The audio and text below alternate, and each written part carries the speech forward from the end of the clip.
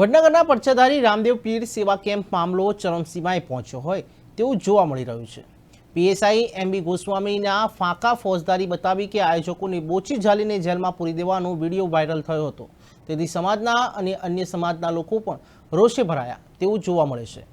એમનું એમ કહેવું છે કે આવી રીતે સેવાકીય કેમ્પમાં આવી ખોટી દાદાગીરી કરતા મિસ્ટર ગોસ્વામી ખોટી દલીલો અને ખોટા ખોફ તમારા ઘરે બતાવજો અથવા જ્યાં ખોટા કાંડ થતા હોય ત્યાં બતાવજો તેવું ઠાકોર સમાજના લોકો કહી રહ્યા છે। અને બોચું ઝાલવાનું તમે કોને કહી રહ્યા છો, જરા જણાવશો? શું આ સેવાકીય કેમ્પમાં દારૂ અથવા ડ્રગ્સનો વેપાર થતો હતો? તો તમારે આવા અભદ્ર શબ્દો કહેવા પડ્યા। ત્યારે અભદ્ર શબ્દોને લઈને અન્ય સમાજ પણ પડછાધારી રામદેવ પીરના સેવાના કેમ્પના આયોજકો સાથે ખડે પગે રહેશે અને સાથ સહકાર આપશે અને ન્યાય માટે આ મામલે ક્ષત્રિય ઠાકોર સમાજ દ્વારા પીએસઆઈની બદલીની માંગ સાથે મામલતદારને આવેદનપત્ર અપાયું હતું।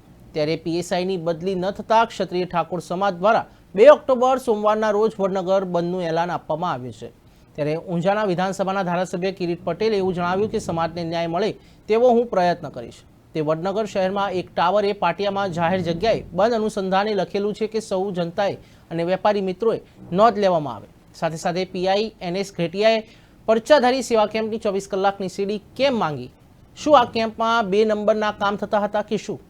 તો કેમ્પના ફૂટેજ મંગાવવા પડ્યા, એ પણ આ જ કેમ્પના જ મંગાવ્યા કે બીજા અન્ય કેમ્પોના પણ મંગાવ્યા હશે તેવી લોકોમાં ચર્ચા થતી જોવા મળી છે। ત્યારે ગોસ્વામીના ગેરવર્તનથી ઠાકોર સમાજના બારપરા ઠાકોર સમાજના આગેવાન પ્રમુખ ઉદાસી ઠાકોર અને મંત્રી દિનેશ ઠાકોર સમાજના અન્ય આગેવાનો સાથે મળીને નેજાધારી કેમ્પના આયોજકો દ્વારા અપાયું એલાન। ત્યારે મંત્રી દ્વારા કહેવામાં આવ્યું કે સોમવારે બંધ પાડીશું કે બીડી પેટી પણ નહીં મળે।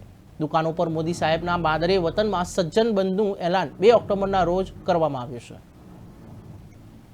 એલાન આપ્યું છે એ પોલીસ તંત્રને અમે કહેવા માંગીએ છીએ કે અમારા તાલુકાની અંદર અમારે શાંતિ જોઈએ।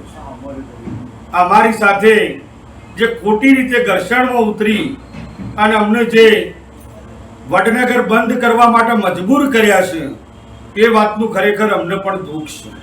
પણ આ સાહેબની જો બદલી નહીં થાય તો અમારા જો સુધી બદલી નહીં થાય ત્યાં સુધી વડનગર બંધ આપવું પડશે।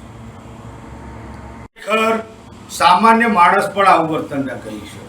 જો માતાજીનો સેવા કેમ્પ ચાલતો હોય તો માતાજીના સેવા કેમ્પની અંદર સામાન્ય માણસ પણ એની યથાશક્તિ પ્રમાણે ફાળો આપતો હોય છે, ખડા પગે સેવા આપતો હોય છે।